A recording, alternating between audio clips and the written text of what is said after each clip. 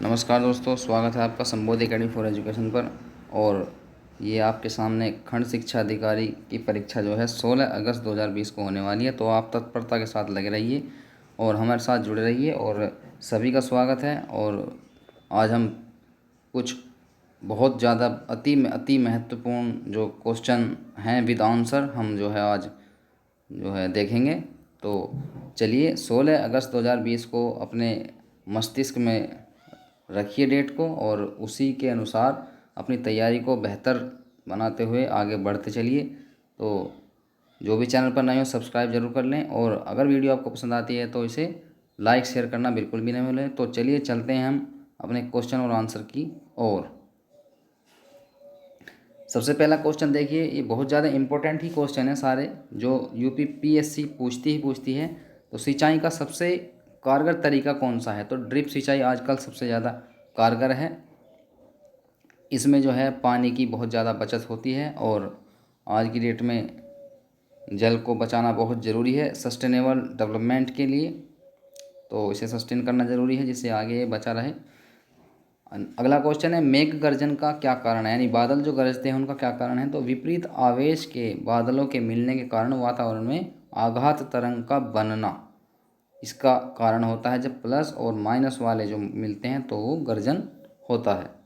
चलिए, वायु का वेग को मापने के लिए प्रयोग किए जाने वाला उपकरण क्या कहलाता है?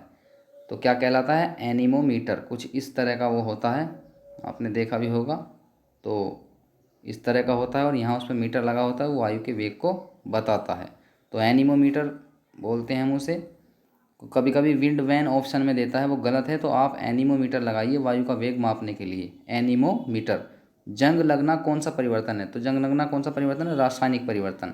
जब रासायनिक परिवर्तन वो होता है जब कोई वस्तु अपना स्वभाव प्रकृति चेंज कर दे और फिर वापस उस दशा में ना आ पाए, तो उसे रासायनिक परिवर्तन हम बोलते हैं। जैसे जंग का लगना, तो वापस जब जंग लग जाता है तो वो वापस नहीं हो पाता, वहाँ से जो है कुछ ना कुछ उसमें कमी हो जाती है। लेकिन जंग लगने के कारण लोहे का क्या होता है? भार बढ़ जाता है। ये क्वेश्चन भी पूछा जाता है कि जंग लगने के कारण लोहे का भार क्या होता है? बढ़ जाता है। तो ये क्या है? रासायनिक परिवर्तन है। अगला देखते हैं, एक सतह पर चलती हुई गेंद किसका उदाहरण है? तो बेलन घर्षण। कौन सा है? बेलन घर्षण का उदाहरण है। एक सतह पर चलती हुई गेंद बेलन घर्षण का उदाहरण होती है। अगला क्वेश्चन देखते हैं, नेत्र दोष से पीड़ित व्यक्ति आसपास की वस्तुओं को नहीं देख सकता लेकिन बहुत दूर की वस्तुओं को देख सकता है। इस तरह का व्यक्ति किससे पीड़ित है? यानी निकट की वस्तु उसे दिखाई नहीं दे रही है लेकिन दूर की वस्तु को वो आसानी से देख सकता है, तो उसकी आंखों में दीर्घ दृष्टि दोष यानी दूरदृष्टि दोष यानी हाइपरमेट्रोपिया होगा।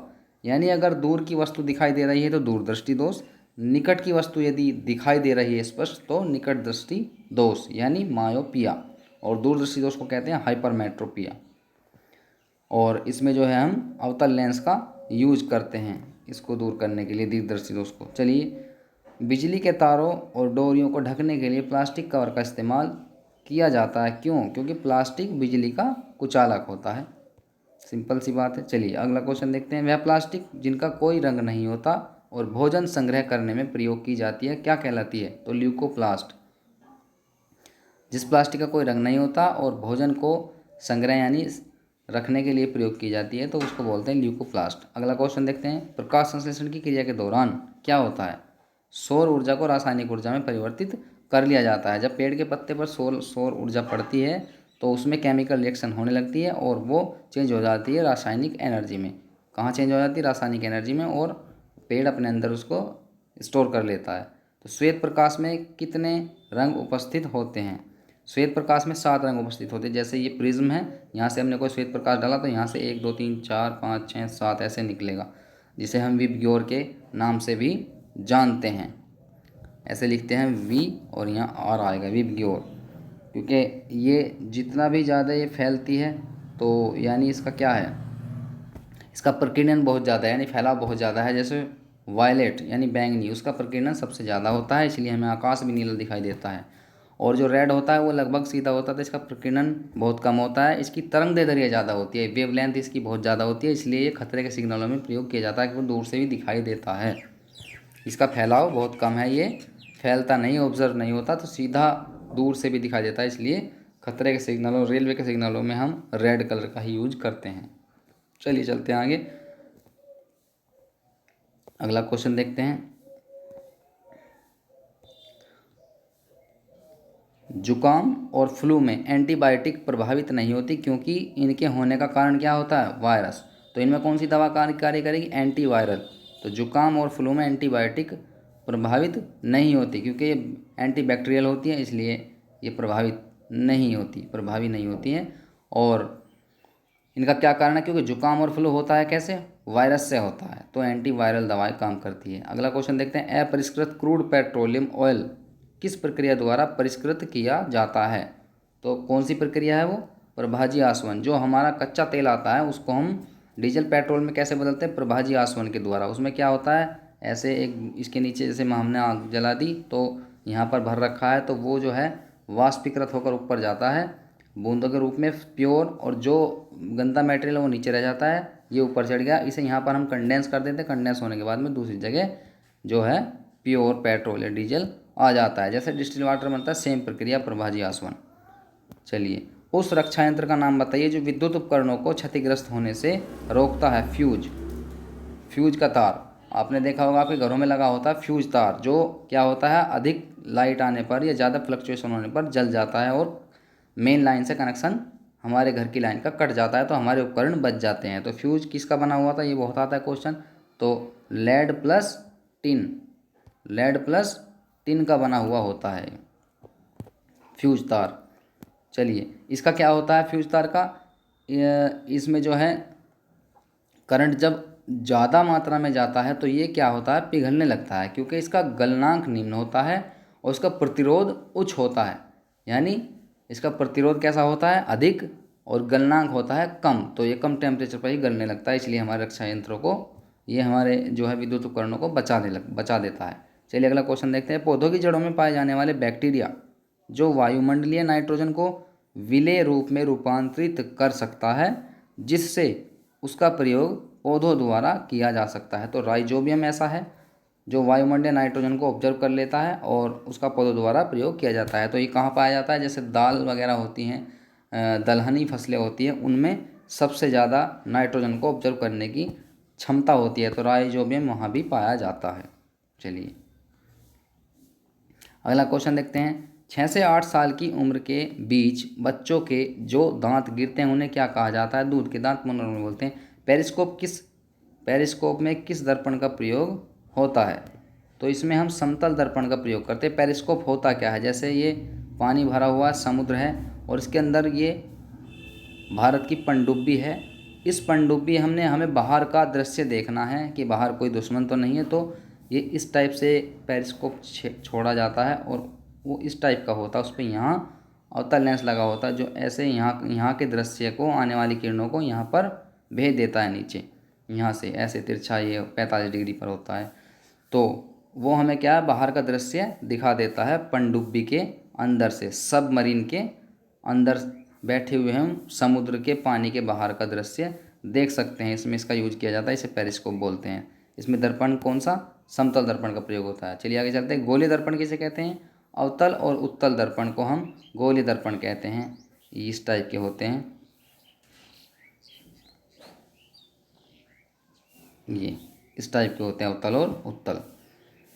रक्त में उपस्थित कौन सी कोशिका रोगाणुओं से लड़ने में मदद करती है? सफ़ेद रक्त कोशिका यानी WBC, वाइट ब्लड सेल्स जो हैं रोगाणुओं से लड़ने में मदद करती है, WBC। पितरस जो मानव शरीर में वसा के पाचन में एक महत्वपूर्ण भूमिका निभाता है, किसके द्वारा निर्मित किया जाता है? पितरस। तो यकृत के द्वारा पितरस का उत्पादन किया जाता है और ये वसा यानी फैट के पाचन करने में मदद करता है। चलिए चलते हैं आगे। कवक और बैक्टीरिया जैसे जीवों का प्रयोग खरपतवारों को नष्ट करने के लिए किया जाता है। ऐसे जैविक घटक क्या कहलाते हैं? बायोविडिसाइड्स वीडीसाइड्स कहलाते हैं। अगला क्वेश्चन देखते हैं, लकड़ी, कागज जैसे ठोस ईंधनों के दहन के उत्पन्न आग को बुझाने के लिए इस्तेमाल किए जाने वाला सबसे सामान्य अग्निशामक कौन सा है। यानी लकड़ी, कागज जैसे ठोस ईंधन में जब आग लगी हो तो उसे बुझाने के लिए हम सामान्य अग्निशामक यानी सामान्य जो आग बुझाने के लिए हम प्रयोग करते हैं तो क्या होता है, जल अग्निशामक। यानी हम उसके ऊपर पानी डालते हैं तब वो बुझ जाती है आग।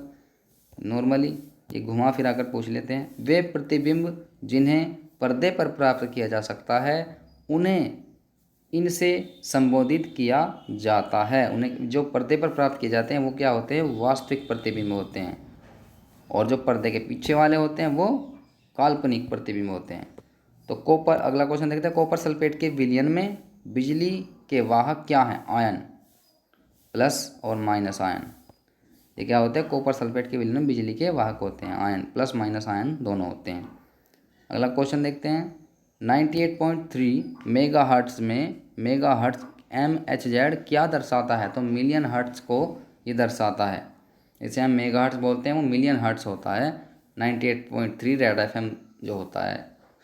अगला क्वेश्चन देखते हैं, वृद्धिकर हार्मोन इनमें से उत्पादित होते हैं। जो वृद्धि करते हैं शरीर की वो हार्मोन्स कहाँ से उत्पादित होते हैं, पीयूष ग्रंथि से यानी मास्टर ग्रंथि से उत्पन्न होते हैं। अगला क्वेश्चन देखते हैं, शुक्र ग्रह का वातावरण बहुत मोटा है, ऐसा इसलिए क्योंकि वहाँ क्या है, 97% कार्बन डाइऑक्साइड गैस वहाँ पाई जाती है, इसलिए उसका वातावरण बहुत मोटा है। और सबसे गर्म ग्रह भी शुक्र ग्रह को इसलिए कहा जाता है क्योंकि वो सब वहाँ पर सबसे ज़्यादा CO2 पाई जाती है और वो सूर्य से आने वाली सभी रोशनी को वहीं रोक लेती है और वहाँ जो है बहुत ज़्यादा गर्मी होती है। नमक के घोल में सकारात्मक आवेशित कणों को क्या कहा जाता है, धनायन। नमक के घोल में जो सकारात्मक आवेशित कण होते हैं उन्हें क्या कहा जाता है, धनायन। जो नकारात्मक होते हैं उन्हें ऋणायन। एक प्राकृतिक परिघटना जिसमें आसमान से एक गहरा कीपदार बादल जमीन पर पहुंच जाता है क्या कहलाता है। तो वो कहलाता है बवंडर, टोरेंडो। अगला क्वेश्चन देखते हैं, जब एक पदार्थ गर्म हो जाता है तब क्या होता है, इसके कणों की गतिज ऊर्जा बढ़ जाती है और उसके कणों में गैप अब इतना है तो फिर बढ़ जाएगा क्योंकि उसमें गतिज ऊर्जा बढ़ रही है। 12 mv² गतिज ऊर्जा का सूत्र होता है। तो अगला क्वेश्चन देखते हैं, थर्मामीटर में पारे का प्रयोग किया जाता है क्यों किया जाता है, क्योंकि ये ऊष्मा का सुचालक है। जैसे ही शरीर से संबंध होता है तो ऊष्मा जो है गर्म से ठंडे की ओर चलती है, तो जब उसकी ओर चलती है तो ऊष्मा का सुचालक होता है तो वो उसे ऑब्जर्व करके शरीर का तापमान बता देता है। चलिए अगला क्वेश्चन देखते हैं, WWTP का फुल फॉर्म क्या है। तो waste water treatment plant, waste water treatment plant इसकी फुल फॉर्म है और ऐसी फुल फॉर्म जो है एग्ज़ामों में पूछ ली जाती है। तो चलिए दोस्तों, आपको वीडियो कैसा लगा कमेंट बॉक्स में ज़रूर बताइए और वीडियो देखने के लिए आपका बहुत बहुत धन्यवाद और इसे लाइक शेयर करना बिल्कुल भी न भूलें। Thank you very much.